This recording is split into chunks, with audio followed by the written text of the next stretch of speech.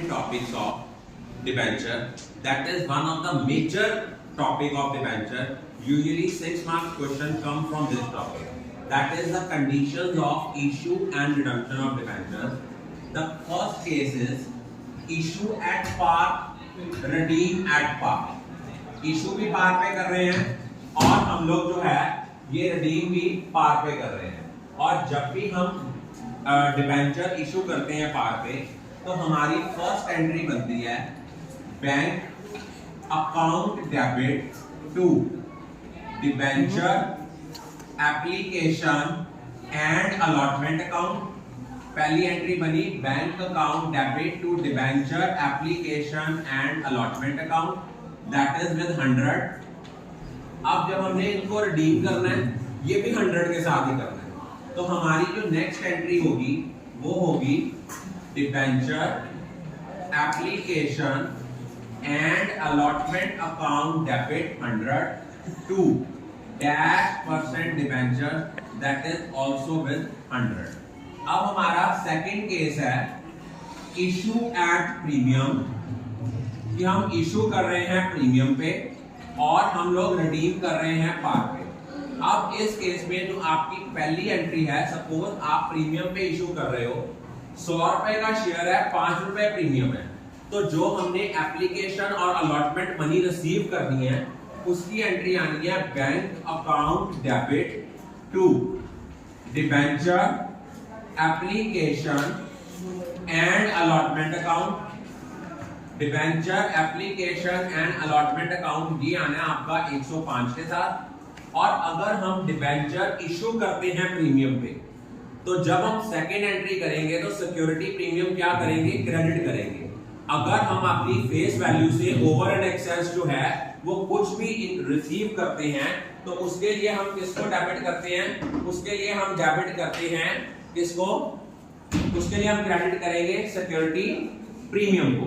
अगर हम अपनी फेस वैल्यू के ओवर एंड एक्सेस कुछ रिसीव करते हैं तो उसके लिए हम किसको क्रेडिट करते हैं, सिक्योरिटी प्रीमियम को। जब हम सेकेंड एंट्री करेंगे ना, सेकेंड एंट्री आएगी debenture application and allotment account debit 105 to -% debentures. ये होगा आपका जो डिबेंचर है उनके आगे फेस वैल्यू लिखेंगे और जो हमने over and excess amount receive की है उसके लिए हम किसको क्रेडिट करेंगे, सिक्योरिटी प्रीमियम को। और थर्ड केस है हमारा इशू एट डिस्काउंट, क्योंकि आपको पता है डिबेंचर पार पे भी इशू हो सकते हैं, डिस्काउंट पे भी इशू हो सकते हैं और प्रीमियम पे भी हो सकते हैं। तो थर्ड केस है हमारा issue at discount redeem at par, कि हम लोग इशू कर रहे हैं डिस्काउंट पे, रिडीम कर रहे हैं पार पे। सपोज 100 रुपए का शेयर है, डिबेंचर है, 5 रुपए डिस्काउंट है, तो हमने जो पहली एंट्री करनी है वो क्या करनी है, पहली एंट्री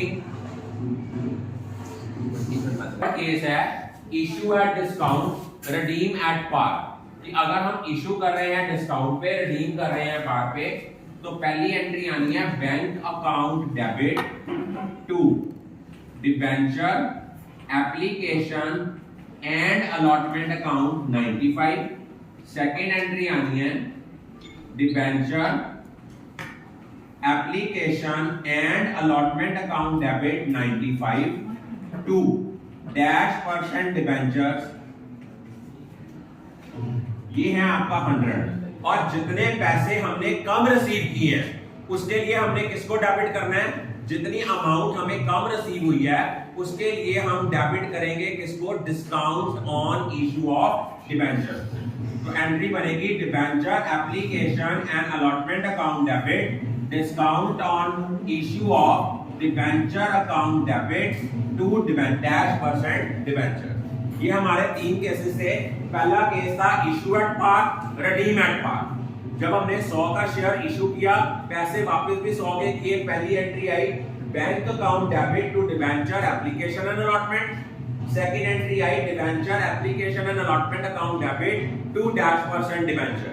सेकंड केस है issue at premium redeem at par, कि हम लोग 100 रुपए का डिबेंचर है, 5 रुपए प्रीमियम पे इशू कर रहे हैं और अगर हम लोग कोई भी चीज डिबेंचर जो है फेस वैल्यू से ओवर एंड एक्सेस वैल्यू पे जो है वो इशू करते हैं और जितनी अमाउंट हमें फेस वैल्यू से ओवर एंड एक्सेस आती है उसके लिए हम किसको क्रेडिट करते हैं, सिक्योरिटी प्रीमियम को। और अगर डिबेंचर डिस्काउंट पे इशू कर रहे हैं तो पहली एंट्री क्या होगी, bank account debit to debenture application and allotment. Second entry आएगी debenture application and allotment account debit discount on issue of debenture debit to -% debenture. ये थे 3 सिंपल केसेस जिनमें रिडम्पशन पार पे है। अब हमारा फोर्थ केस है जब हमने डिबेंचर इशू किया है पार पे लेकिन रिडीम करेंगे प्रीमियम पे, रिडीम एट प्रीमियम। अब देखो इसमें पहली एंट्री तो सेम रहेगी, सेकंड एंट्री क्या होगी, debenture application and allotment account debit 100 to -% debenture, ये भी 100। अब एक चीज याद रखना, जितना हम ओवर एंड एक्सेस पे कर रहे हैं रिडम्पशन के टाइम पे उसके लिए हम किसको क्रेडिट करेंगे, उसके लिए क्रेडिट करेंगे premium on redemption of debenture. इसके लिए हम क्रेडिट करेंगे प्रीमियम ऑन, मान लो आपने प्रीमियम पे रिडीम करना है, 100 का डिबेंचर है, 10 रुपए प्रीमियम है, तो premium on redemption of debenture कितना है, 10 रुपए। और जितनी अमाउंट के साथ premium on redemption of debentures आपका क्रेडिट होगा विद सेम अमाउंट हमें क्या डेबिट करना पड़ेगा, loss on issue of debenture. उतनी अमाउंट के साथ हम loss on issue of debentures क्या करेंगे, डेबिट करेंगे। उसके बाद हमारा फिफ्थ केस है issue eight premium, redeem at premium.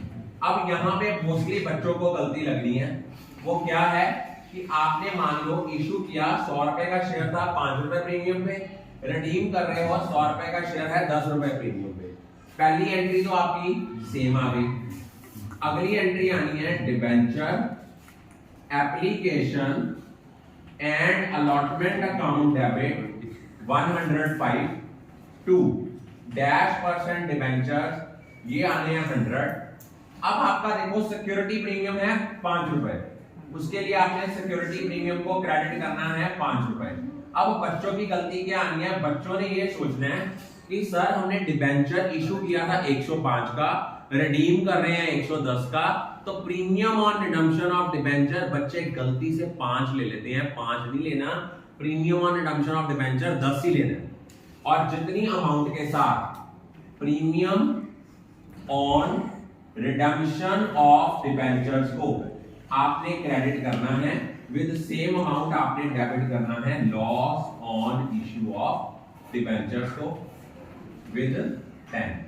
और लास्ट केस है आपका 6 issue at discount redeem at premium, issue at discount redeem at premium.